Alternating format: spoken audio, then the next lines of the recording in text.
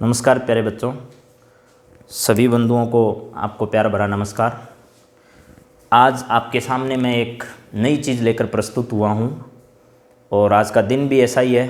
जैसा कि हम सबको मालूम है, आज पृथ्वी दिवस है, तो आप सबको इस दिवस की हार्दिक शुभकामनाएं तो देता ही हूँ और इसके साथ साथ एक संदेश भी देता हूँ कि प्रकृति को बचाएं, तभी हम बचेंगे। प्रकृति बचेगी तो मानव बचेगा, जीवन बचेगा, सब कुछ बचेगा। प्रकृति के साथ कोई खिलवाड़ ना करें।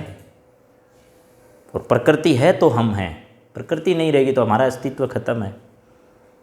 ठीक है, तो आज का परिचय आपको करवाता हूँ मैं अपने नई जो शुरुआत मैं करने जा रहा हूँ आज आपके साथ, उससे मेरा आज से जैसे कि एक वीडियो हर विषय पर लगातार आ रहे हैं, आज से एक विषय मैं आप सबके सामने लेकर आ रहा हूँ, वो है वैदिक गणित।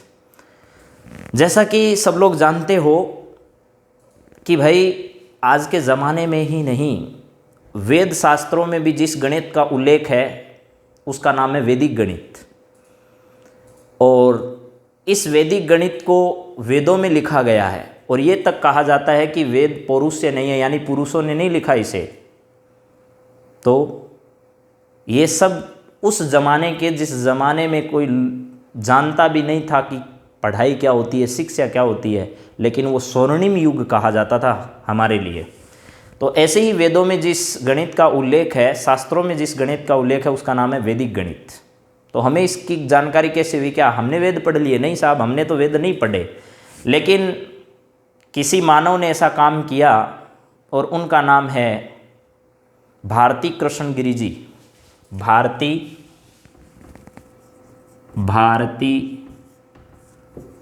कृष्ण जी या गिरि जी कह दो जी। भारती कृष्ण जी हमारे एक मठ के शंकराचार्य भी रह चुके हैं, शंकराचार्य रह चुके हैं। ये आपको मालूम होना चाहिए कि जो हमारे 4 मठ स्थापित किए गए हैं, उनमें से एक मठ के तत्कालीन शंकराचार्य रहे भारती कृष्ण गिरि जी का जन्म 1884 में हुआ था और इन्होंने अपने जीवन में वेदों की जानकारी ली और वेदों की जानकारी के माध्यम से ही जिस गणित को हमारे सामने प्रस्तुत किया, उस गणित का नाम रखा वैदिक गणित। वैदिक गणित। आज जो भी हम गणित पढ़ रहे हैं वो वेदों से ही आई है। वेदों में जब तक तो लोग दुनिया में जानता ही नहीं था कोई, उस समय हमने गणित दी, लेकिन नाम क्या रखा? वैदिक गणित रखा। लेकिन ये वैदिक गणित नाम वेदों के समय से नहीं है, ये भारती कृष्ण गिरि जी ने 1900 के आसपास इसका आविष्कार किया, उस समय इसका नाम वैदिक गणित रखा। मैंने कह दिया कि जो मठ हैं हमारे 4, उनमें से एक मठ के ये तत्कालीन शंकराचार्य रहे और यहाँ तक कि इन्होंने ही इन वेदों से गणित को उजागर किया और उसका नाम क्या रखा? वैदिक गणित। भारती कृष्ण गिरि जी महाराज जो थे, इन्होंने कहा कि इसमें कुल 16 सूत्र हैं। कितने? 16 सूत्र और 13 उपसूत्र हैं। उपसूत्र हैं ये। 16 तो कुल सूत्र होंगे और 13 क्या होंगे? इसके उपसूत्र होंगे। तो ये 16 सूत्र और 13 उपसूत्रों के माध्यम से ही पूरी गणित, जो वैदिक गणित है, उसका आविष्कार कर दिया किसने? भारती कृष्ण गिरि जी ने। वही वैदिक गणित अपन कैसे पढ़ें, उसको लेकर मैं आप सबके सामने आया हूं। और आजकल हर प्रकार के एग्जाम में पूछी जा रही है, यानी जो एकेडमिक परीक्षाएं हैं उनमें तो पूछी ही जा रही है। उसके साथ साथ इस शाखा में आपकी पकड़ अच्छी होने के बाद कैलकुलेशन में आपको बहुत ज़्यादा सहायता मिलने वाली है। और जैसा कि आप सब जानते हो, कुछ शिक्षण संस्थानों में ये गणित 3rd क्लास से पढ़ाई जाती है, 3rd 4th क्लास से लेकर 9th 10th तक। और फिर तो NCERT की जो किताबें थी उनमें तो यहाँ तक शामिल भी कर दिया गया इनको। तो आप इस सब बातों को ध्यान से सुने। मैं इस विधि को पूरा पढ़ाऊंगा, जितने मेथड इसमें दे रखे हैं, पहली क्लास जो 3rd क्लास से लेकर और 9th 10th तक की क्लास तक, जितने भी 16 सूत्र और 13 उपसूत्र दे रखे हैं। स्टैंडर्ड छोड़िए, 16 सूत्र और 13 उपसूत्र सीख लीजिए बस। 29 जो सारी चीज़ें हैं वो इनके इर्द गिर्द है, और भारती कृष्ण गिरी जी ने इनके बारे में जो जो भी फॉर्मूले बताएं उनके बारे में मैं आपसे चर्चा करना चाह रहा हूँ जी। ठीक है जी। तो चलिए आज अपन शुरुआत करते हैं पहले सूत्र से। पहला सूत्र जो है उसका नाम है सूत्र एकाधिकेन पूर्वेण। क्या नाम है? सूत्र, बड़े लिख देता हूं आपको दिखाई नहीं दे रहा हो तो, सूत्र एकाधिकेन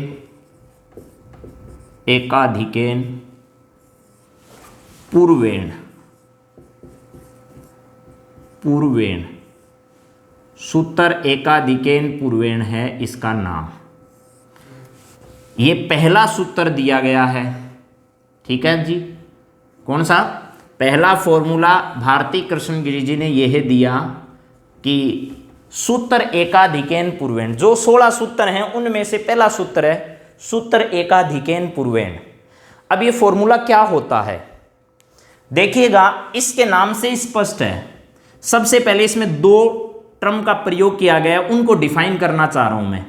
इसमें लिखा है एकाधिकेन और एक लिखा है पूर्वेण। ठीक है। इन दोनों अक्षरों को अगर आप समझ गए तो ये मान लेना कि आप इस पूरे फॉर्मूले को समझ गए और इस पर आने वाली सारी बातों को आप समझ जाओगे। एकाधिकेन में भी आप सिर्फ एकाधिक ही समझिए। एकाधिकेन में भी अपने को क्या समझना है? एकाधिक ही समझना है बस। एकाधिक में आप लोग अच्छे से समझ रहे हो, एक और अधिक। अगर किसी ने हिंदी में संधि पढ़ी हो तो उसको मालूम होगा, एक और इसको क्या लिख दिया मैंने? अधिक लिख दिया। एक अधिक, जो चीज एक अधिक है उसी को एकाधिक कहते हैं। एक अधिक, किसका एक अधिक करना है वो सुनो। एकाधिक का चिन्ह कैसे लगाएं और एक अधिक कैसे निकालते हैं उस पर मैं कुछ एग्जाम्पल बता रहा हूं। मान लो आपके पास 0 है, 1 है, 2 है, 3 है, 4 है। समझ में आ गई बात? उसके बाद इधर लिख देता हूं मैं 1 है, फिर मान लो 1 2 है, फिर 2 7 है, 3 2 है, ऐसे कुछ अक्षर लिख रहा हूं मैं। और लिख देता हूं 1 2 3 है, 1 2 7 है, 1 2 9 है, ऐसे कुछ अक्षर हैं। चलिए, अब एक अधिक का मतलब जितना आपने लिख रखा है उससे एक अधिक कर दो, बस वही एकाधिक है। जितना लिख रखा है उससे क्या कर दो? एक अधिक कर दो। एक अधिक यानी 0 का एक अधिक कितना होगा? 1 होगा। 1 का एक अधिक 2 होगा, 2 का एक अधिक 3 होगा, 3 का एक अधिक 4 होगा, 4 का एक अधिक 5 होगा, 11 का एक अधिक 12 होगा, 12 का एक अधिक 13 होगा, 27 का 28 होगा, 32 का 33 होगा, 123 का 124 होगा, 127 का 128 होगा, 129 का 130 होगा। शायद बात समझ में आ गई होगी प्यारे बच्चों। अब देखिए अपने को लिखना कैसे है इस वैदिक गणित में। जब भी आपको कहा जाए 0 का एक अधिक करो तो आपको 0 के ऊपर ऐसे एक पॉइंट लगा देना है। अब इसको पढ़ा जाएगा 0 का एकाधिक। 0 का क्या है? एक अधिक है। इसका मतलब इसकी वैल्यू किसके इक्वल होगी? 1 के। फिर 1 का एकाधिक करना है तो 1 के ऊपर पॉइंट लगाओ, ये हो जाएगा कितना? 2। फिर 2 का एकाधिक करोगे, 2 के ऊपर पॉइंट लगाओ, ये क्या हो गया? 3। फिर 3 का एकाधिक करोगे, 3 के ऊपर पॉइंट लगाओ, क्या हो गया? 4। फिर 4 का एकाधिक करो, उसके ऊपर 4 लगाओ तो ये लिखो 5। फिर देखिए एक अक्षर ही है आपके पास तो आपको कोई परेशानी नहीं आएगी ये बात समझने में। आप लोग आसानी से जो अक्षर दे रखा है उसके ऊपर पॉइंट लगाओ और आगे लिख दो। लेकिन अगर आपके पास ये 2 अक्षर आ गए तो अब आप सोचोगे अब एक अधिक 1 पर लगाएं या 2 पर लगाएं? 1 पर लगाएं या 1 पर? यहाँ कहाँ लगाएं? यहाँ कहाँ लगाएं एकाधिक का निशान? तो सुनो, इकाई का जो अक्षर है उस इकाई वाले अक्षर के ऊपर लगाया जाएगा। यहाँ इकाई के अक्षर पर लगाया जाएगा, यहाँ इस 2 पर लगाया जाएगा, यहाँ इस 7 पर लगाया जाएगा, यहाँ इस 2 पर लगाया जाएगा। बात समझ में आ गई?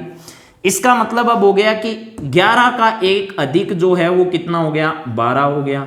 फिर 12 का एक अधिक जो है वो कितना हो गया? 13 हो गया। फिर 27 का एक अधिक कितना हो गया? 28 हो गया। फिर 32 का एक अधिक कितना हो गया जी? 33 हो गया। क्या बात समझ में आ गई? ठीक है प्यारे बच्चों, देखिए अब ये 3 अक्षर हैं। इसमें अगर आपको कहा जाए कि 1 2 3 है, इसका एक अधिक करना है तो 3, यानी इकाई का जो अंक है, यहाँ इकाई नहीं बोलते, यहाँ क्या बोलते हैं आगे अपन बात करेंगे। इस पर एक अधिक लगाएंगे, इधर 7 पर एक अधिक लगाएंगे, इधर 129 पर 9 पर एक अधिक लगाएंगे। तो देखिए प्यारे बच्चों, ये आएगा आपका 124, फिर ये आएगा 128, फिर ये आएगा 100 कितना 30। प्यारे बच्चों, आपको किसी भी संख्या का एक अधिक निकालना शायद समझ में आ गया होगा। अब देखिए इसी बात को थोड़ा सा मैं और समझाने की कोशिश करता हूं। मान लो अपने पास लिखा हुआ है 127, अपने पास लिखा है 1 7 2 3, अपने पास लिखा हुआ है, इसी को समझता हूं मैं। इसके मैं 3 सवाल आपसे पूछना चाह रहा हूं। इसी संख्या में आपको बताना है 1 का एकाधिक कितना होगा, इसी में 2 का एकाधिक कितना होगा, इसी में 7 का एकाधिक कितना होगा। फिर इस संख्या में मैं आपसे 4 सवाल पूछना चाह रहा हूं। ध्यान से सुनिएगा मेरी बात प्यारे बच्चों। यहां मैं पूछना चाह रहा हूं 1 का एकाधिक कितना होगा, 7 का एकाधिक कितना होगा, 2 का एकाधिक कितना होगा और 3 का एकाधिक कितना होगा। तो देखिए 1 का एकाधिक निकालते हो तो 1 पर ही पॉइंट लगाना है बस। आपसे ऐसा लिखा हुआ मिलेगा आपको 1 7 2 3 में 1 का एकाधिक बताइए, 7 का एकाधिक बताइए, 2 का एकाधिक बताइए, 3 का एकाधिक बताइए। 1 का एकाधिक कितना हो गया 2, 7 का एकाधिक 8, 2 का एकाधिक 3, 3 का एकाधिक 4। समझ में आ गया। यहां देखिए 1 का एकाधिक कितना होगा, 1 के ऊपर पॉइंट, ठीक है, इस चिन्ह को ही बोलते हैं एकाधिक। यहां जाएगा 2, 2 का एकाधिक 3, 7 का एकाधिक 8। मेरे हिसाब से अब मैंने इतने अच्छे से समझाने की कोशिश की है, एकाधिक आप सबको समझ में आ गया होगा। और मैं तो ये मानता हूँ आप अपने घर में कोई पढ़ा नहीं है, इतना वीडियो उनको भी दिखा देना, अपने मम्मी पापा जो अनपढ़ है उनको भी समझ में आ जाएगा, पक्का है कि एकाधिक किसको कहते हैं। जो एक अधिक होता है वही एकाधिक है। चिन्ह कैसे लगाते हैं ये ध्यान रखना। इकाई का एक ही अक्षर है तो 1 पर लगा दो, अगर 2 का है तो उस इकाई अंक पर, 3 का है तो भी इकाई अक्षर पर लगाना है। लेकिन अगर इस पूरी संख्या में अलग अलग पर्टिकुलर अक्षर का पूछे तो जिस अक्षर का एकाधिक पूछा है उस अक्षर पर ही एकाधिक का निशान लगाना है। अब मैं बात करना चाह रहा हूं पूर्वेण नाम पर। पूर्वेण का क्या अर्थ हुआ भाई, आप सब पढ़े लिखे हो, आप लोगों को पूर्वेण का मतलब मालूम ही होगा। पूर्वेण, पूर्वेण का क्या मीनिंग हुआ। पूर्वेण का मतलब हो गया पूर्व का। क्या हो गया, पूर्व का। क्या मतलब हुआ, पूर्व का। पूर्वेण का मतलब पूर्व का। पूर्व का क्या बताना है, अब वो सुन लो। तो आपसे पूछा जा सकता है, मान लो 2 1 है, आपसे पूछा जा सकता है 1 है, आपसे पूछा जा सकता है 3 है, और यहाँ लिख दिया 7, यहाँ लिख दिया 8, यहाँ लिख दिया 1 2 3, यहाँ मैं लिख रहा हूँ 1 7 2 3। ठीक है प्यारे बच्चों, यहाँ लिख दिया मैंने 1 4 2 और 6। अब मैं आपको पूछना चाह रहा हूँ, अब यहाँ आपसे क्या पूछा जाएगा कि 1 का पूर्वेण क्या है। पूर्वेण का मतलब पूर्व का बताना है। तो इस 1 से पूर्व क्या है, 2 है। 1 का पूर्वेण बताओ तो कितना हो गया, 2। आपसे पूछा जाएगा इस 1 का पूर्वेण कितना है, 7। पूर्वेण का मतलब ही पूर्व का है, यानी उससे पहले का बताना है। यहाँ पूछा जाएगा 3 का पूर्वेण कितना है, 8 है। यहाँ देखो 3 का पूर्वेण कितना है, 2 है। 2 का पूर्वेण कितना है, 1 है। यहाँ देखिए 3 का पूर्वेण 2, 2 का पूर्वेण 7, 7 का पूर्वेण 1। यहाँ देखिए 6 का पूर्वेण 2, 2 का पूर्वेण 4, 4 का पूर्वेण 1। शायद बात समझ में आ गई। अगर मान लो इसमें भी एक ही अक्षर हो तो 1 से पहले का पूर्वेण क्या होगा, तो आपको पता है, इससे पहले 0 लिख दो बस। 1 का पूर्वेण अक्षर कितना है, 0 है। मान लो इस 1 से पहले पूछे तो इधर 0 लगा लो। तो अगर अक्षर ही उतना ही है तो उससे पहले अगर कोई अक्षर नहीं है तो उसका पूर्वेण कितना होगा प्यारे बच्चों, उसका पूर्वेण होगा 0। एकाधिक भी समझ में आ गया, पूर्वेण भी समझ में आ गया। अब इसको काम कहाँ लेना है, उस पर बात करते हैं। पहले इसका पूरे का मीनिंग समझा देता हूं मैं एक साथ, पूरे का एक साथ मीनिंग समझ लो। एकाधिकेन पूर्वेण का मतलब है पूर्व वाले को एक अधिक करना है। क्या करना है? देखो, एकाधिकेन पूर्वेण, एकाधिकेन पूर्वेण का मतलब है पूर्व वाले को एक अधिक करना है। अब सुनो तो जरा, 2 और 1 है, इसमें आपको कहा जाएगा एक का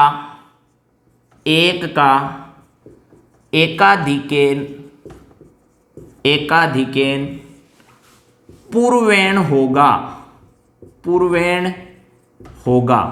तो बिल्कुल भी सोचने वाली बात है नहीं, आपको मैंने बता दिया। 1 के पूर्व क्या है? 2 है, इस 2 का एक अधिक करना है।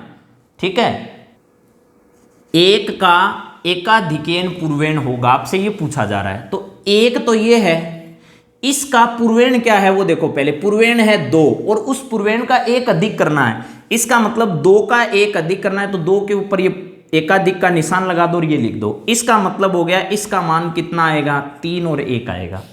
प्यारे बच्चों, समझ में आ रहा है ना? अब देखिए, जैसे मैंने लिखा 2 3 4, इसमें क्या क्या सवाल बन सकते हैं एकाधिकेन पूर्वेण के? इसमें 4 का एकाधिकेन पूर्वेण, समझ गए मेरी बात को? फिर आपको पूछा जाए 3 का एकाधिकेन पूर्वेण। ठीक है, इसमें देखिए पूरा नहीं लिखना। 1 का एकाधिकेन पूर्वेण पूछा है तो एक अधिक क्या होगा? पूर्व वाले का 3 होगा, तो सिर्फ 3 ही बताना है आपको, ये 1 नहीं लिखना आपको यहां। समझ गए मेरी बात? 1 का एकाधिकेन पूर्वेण पूछा है तो सिर्फ 2 का आप अधिक कर दो और वही पूर्वेण लिख दो। फिर 3 का पूछा है, फिर मैंने पूछ लिया यहां 2 का एकाधिकेन पूर्वेण। अब सुनो जी, 4 का पूर्व क्या है? 4 का पूर्व है 3, उसका एक अधिक क्या होगा? तो 3 के ऊपर पॉइंट का निशान यानी एकाधिक का निशान लगा दो, तो ये कितना हो गया आपका? 4 हो गया। फिर देखो, 3 का एकाधिकेन पूर्वेण करना है तो 3 से पूर्व क्या है? 2, 2 का एकाधिक कर दो, तो 2 का एकाधिक कर दिया, कितना हो गया? ये 3 हो गया। फिर देखो 2 का एकाधिक करना है, 2 का एकाधिक कितना होगा? 2 से पहले क्या आएगा? 0, तो 0 का एकाधिक करोगे तो कितना हो जाएगा? 1 हो जाएगा। प्यारे बच्चों, ये बात समझ में आई है या नहीं आई आप लोगों को? यानी आपको क्या करना है? एकाधिकेन पूर्वेण। एकाधिकेन पूर्वेण का मतलब होता है जो पूर्व वाला है उसको क्या कर देना है? एक अधिक कर देना है। बात समझ में आ गई? और चिन्ह कैसा होता है? ऊपर पॉइंट आता है उसको बोलते हैं एकाधिकेन चिन्ह होता है। वो एकाधिकेन का चिन्ह है ये वाला जो आपने पॉइंट लगा रखा है। पूर्वेण मैंने पहले जोड़ दिया, इसका मतलब पूर्व वाले को एक अधिक करना है। समझ में आ गई बात? जैसे यहाँ 4 का एकाधिकेन पूर्वेण पहले वाला होगा, फिर 2 का एकाधिकेन पूर्वेण ये होगा। समझ में आ गई बात? अब चलिए, आज मैं आपको समझाना चाह रहा हूँ बस एक सवाल, वो है एकाधिकेन सूत्र जो है आपका, सूत्र एकाधिकेन पूर्वेण से योग करना। सूत्र एकाधिकेन पूर्वेण से क्या करना? योग करना। बहुत आसान है बच्चों, आपको धीरे धीरे समझना पड़ेगा इसको, स्पीड बाद में अपने आप बढ़ जाएगी। जैसे मान लो मैंने लिखा 1 2 और फिर मैंने लिख दिया 3 और यहाँ लिख दिया 9। अब सुनना जरा, इसका करना है सूत्र एकाधिकेन पूर्वेण से योग। तो कैसे करेंगे वो सुनो। सबसे पहला काम है इन दोनों अक्षरों को आपस में जोड़ दो। जोड़ देंगे। जोड़ने के बाद आपको पता चला ये 9 और 2 कितने हो गए? 11। जब भी 10 या 10 से अधिक हो जाए, कितने से? 10 या इससे अधिक हो जाए तो क्या करना? 10 से अधिक जितना भी हो रहा है, 10 11 12 13 14 15 16 17 18 19 तक जो भी हो, और वैसे याद रखो 10 होते ही 10 या ज़्यादा करने की जरूरत नहीं है आपको। 10 का योग जहाँ हो जाए या इससे ज़्यादा हो जाए तो भी कोई दिक्कत नहीं है, मैं समझा दूंगा अभी कैसे। जैसे 9 और आपने लिखा 2 कितने हो गए? 11। 11 का मतलब 10 + 1 हो गए ना। तो आप क्या कर दो, 10 + 1 होते ही आगे वाले अक्षर पर एकाधिक का निशान लगा दो। लगा दिया। अब इसका मतलब 9 और 10 का यहां पहले सीधा 1 लिखते थे, एक हासिल जोड़ते थे आगे। अब उसको जोड़ने की जरूरत नहीं, अब जो एक बचा है उस एक को यहां लिख दो बस। हासिल अपने आप आगे जुड़ गई, यानी एकाधिक हो गया। इसका मतलब वो हासिल तो आगे पहले जोड़ दिया आपने। अब क्या करना है, अब सीधा जोड़ दो। अब 3 का एकाधिक है, 3 का एकाधिक कितना होता है, 4। 4 में 1 जोड़ दो, कितना हो गया, 5 हो गया। ये वैदिक विधि से और सूत्र एकाधिकेन पूर्वेण से इसका क्या कहलाएगा, योग कहलाएगा। एक सवाल और करते हैं अपन। देखिए जरा, यहां लिखा है मैंने 2 और यहां लिखा है 7, यहां लिखा है मैंने 6 और यहां लिख दिया मैंने 9। अब देखिए प्यारे बच्चों, अपने को इसका योग करना है। 9 और 7 कितने हो गए, 16। 16 10 से कितना ज्यादा है, 6 ज्यादा है ना। 10 + 6 लिखेंगे तो आप 10 होते ही उस 10 वाले को इधर जोड़ दो। इसका मतलब एक एकाधिक इधर हो गया, तो इधर बच गया कितना, अब सिर्फ 6 बच गया। इस 6 को यहां लिख दो। अब क्या करना है, अब इनको जोड़ना है। ये कितना था, 7 हो गया। अब एकाधिक है इस 6 का, 7 में 2 जोड़ो, कितने हो गए, 9 हो गए। ये कहलाएगा सूत्र एकाधिकेन पूर्वेण से इनका योग। एक सवाल और कर लेते हैं प्यारे बच्चों। ये हो गया 3, ये हो गया आपका 9, फिर यहां लिख दिया मैंने 7, फिर यहां लिख दिया मैंने 4। इन दोनों का सूत्र एकाधिकेन पूर्वेण से क्या करना है, योग करना है। तो देखिए जरा, 9 और 4 कितने हो गए, 13। 13 होते ही 10 से 3 अधिक हो गया, एक आगे जोड़ दो इधर, एकाधिकेन पूर्वेण कर दिया। इसका मतलब इधर जुड़ गया ये। अब इसको आपने लिखा था 13, तो 13 का इधर कितना बचेगा, 3 बचेगा। अब देखिए ये 3 और ये कितने हो गए, एकाधिक है 7 का 8, 8 का मतलब ये हो गया टोटल 11। 11 हो गया, तो आपको यहाँ क्या करना पड़ेगा, आगे एकाधिक का निशान लगाना पड़ेगा। यहाँ एकाधिक का निशान लगाओ, और अब इसका जो एक बचा था वो तो यहाँ लिख दो, और अब ये एकाधिक है ही 0 के ऊपर, तो इस एकाधिक को यहाँ लिख दो। ये कहलाएगा वैदिक विधि के सूत्र एकाधिकेन पूर्वेण से क्या ज्ञात करना, योग ज्ञात करना। चलिए एक आप सवाल करिए, फिर अपन आज की क्लास को यहाँ खत्म करेंगे। ये हो गया 2 और 9, ये लिख दिया मैंने 9 और 7। इसका सूत्र एकाधिकेन पूर्वेण विधि से क्या ज्ञात करो, योग ज्ञात करो। तो आपको क्या करना है, 9 और 7 कितने हो गए, 16। 16 होते ही आपको पता चल गया, जैसे हासिल लगाते हैं वो याद रखनी पड़ती है, यहाँ याद नहीं रखनी पड़ेगी, आगे लगा दो। 9 और 7 16 का सिर्फ यहाँ अब क्या बचेगा, 6 बचेगा। जो हासिल याद रखते थे अब याद रखने की जरूरत नहीं है, कितनी हो गई, तो यहाँ लिख दिया आपने। ठीक है जी। अब देखो ये तो हो गया 10, 10 होते ही 2 जोड़ दिया आपने इसमें, तो 12 हो गए। 12 होते ही आपको क्या करना पड़ेगा, आगे एकाधिक लगाना पड़ेगा। लगा दिया, तो ये तो हो गए आपके 2, और यहां एकाधिक का निशान लगाते ये कितना हो गया, 1 और हो गया, तो 1 यहां लिख दो। अब ये आपके पास जो आया है वो सूत्र एकाधिकेन पूर्वेण विधि से इसका क्या कहलाएगा, योग कहलाएगा।